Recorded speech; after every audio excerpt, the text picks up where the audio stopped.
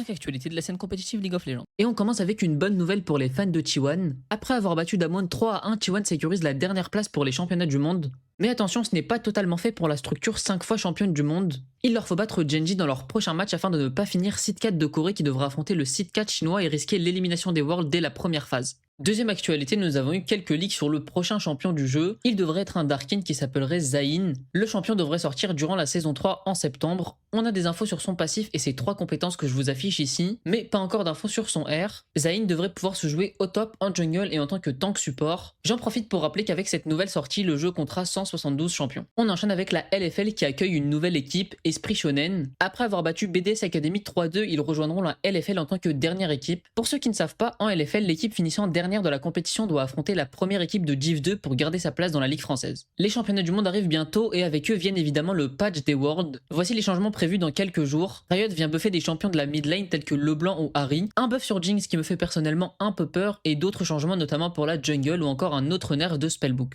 Dernière actualité, une nouvelle compétition vient d'être annoncée, elle concernerait les équipes asiatiques du milieu de tableau qui n'ont pas pu se qualifier au World. Ce tournoi aura lieu du 6 au 12 octobre, juste avant les championnats du monde. Les équipes seront les 5, 6 et 7e équipes de LCK, de même pour la LPL et les 4 et 5e équipes de LCP.